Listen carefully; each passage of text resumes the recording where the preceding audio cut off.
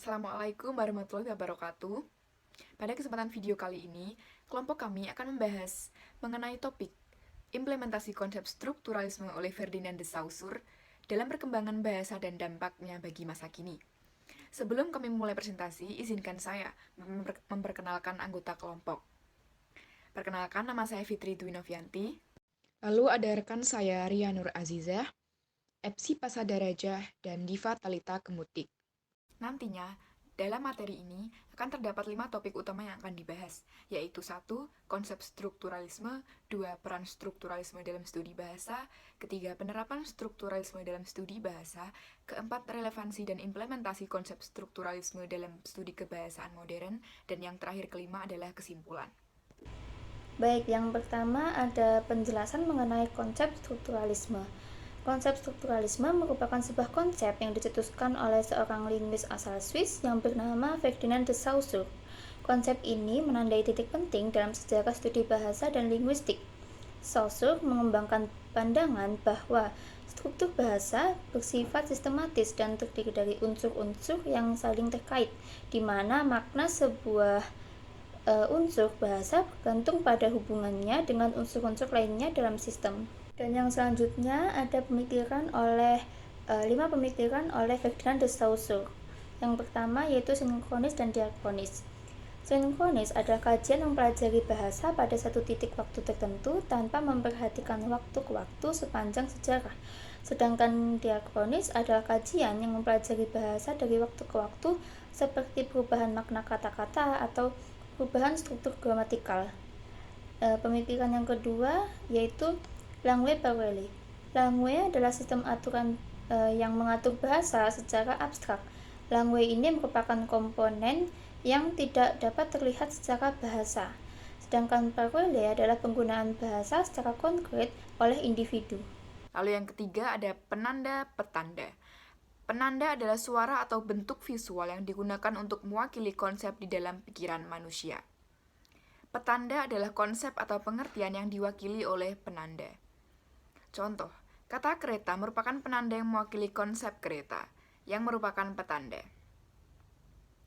Lalu ada relasi makna sintakmatis adalah relasi antar makna kata dalam satu frasa atau kalimat, atau hubungan horizontal. Relasi makna paradigmatis adalah relasi antar makna kata yang dapat menduduki gatra sintaksis yang sama, dan dapat saling menggantikan dalam satu konteks tertentu atau hubungan vertikal. Dan yang terakhir adalah valensi dan isi. Valensi adalah jumlah pilihan yang tersedia untuk suatu elemen dalam struktur bahasa. Sedangkan isi adalah pengertian atau makna yang terkandung dalam elemen tersebut. Secara keseluruhan, pengertian makna yang terkandung dalam suatu kalimat atau frasa secara keseluruhan.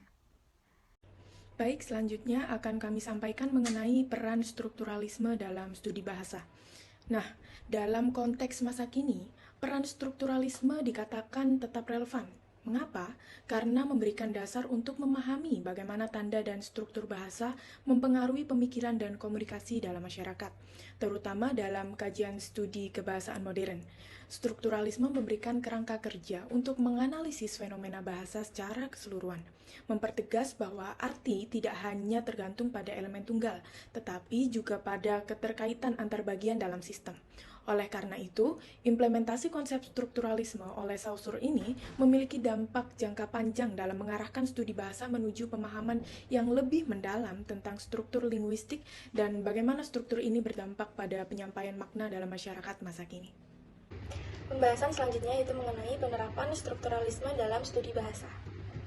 Analisis bahasa berdasarkan strukturalisme mengungkapkan pola dan aturan yang membentuk bahasa, menggali makna dari hubungan simbolis di dalam sistem tersebut. Penerapan strukturalisme juga meresapi metodologi analisis bahasa dalam konteks linguistik modern. Penerapan strukturalisme dalam studi bahasa berarti mengakui bahasa sebagai sistem dinamis dengan struktur internal yang dapat diidentifikasi dan dianalisis. Pendekatan ini telah memperkaya pemahaman tentang bagaimana bahasa berkembang, diinterpretasikan, dan digunakan dalam masyarakat.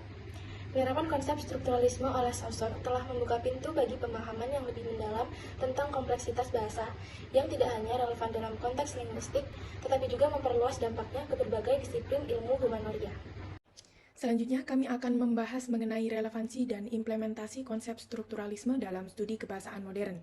Nah, bentuk implementasi pemikiran Saussure pada bidang kebahasaan dapat ditemukan. Yang pertama pada proses penerjemahan sastra.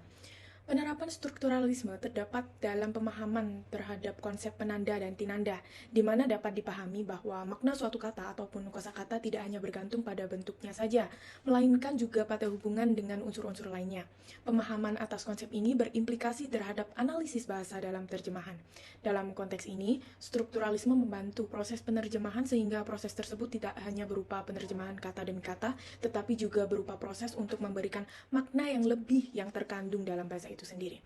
Selanjutnya dapat ditemukan pada penggunaan bahasa Sanskerta di era modern. Penggunaan bahasa Sanskerta pada zaman dahulu tentunya berbeda dengan penggunaan pada zaman modern seperti ini. Pada masa modern, bahasa Sanskerta juga masih dipakai sebagai salah satu bahasa resmi di India. Namun di Indonesia sendiri, bahasa Sanskerta telah bertransformasi menjadi sumber dari kata-kata serapan yang kini dipakai sehari-hari sampai digunakan pula sebagai sumber penamaan perseorangan, kelompok, instansi, dan lain-lain.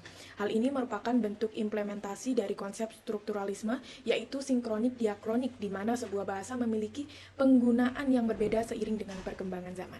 Selanjutnya akan disampaikan oleh rekan saya, Ria. Selanjutnya yaitu pemahaman struktur bahasa dalam pendidikan kebahasaan. Strukturalisme Ferdinand de Saussure juga ikut andil memberikan pengaruh dalam bidang pendidikan, khususnya mengenai kebahasaan. Dalam hal ini, pengajar dapat menggunakan konsep strukturalisme dalam membantu siswa memahami struktur dasar bahasa seperti sintaksis, morfologi, serta fonologi. Melalui penerapan konsep ini, siswa dapat memahami bagaimana cara unsur-unsur bahasa saling berhubungan dalam pembentukan makna.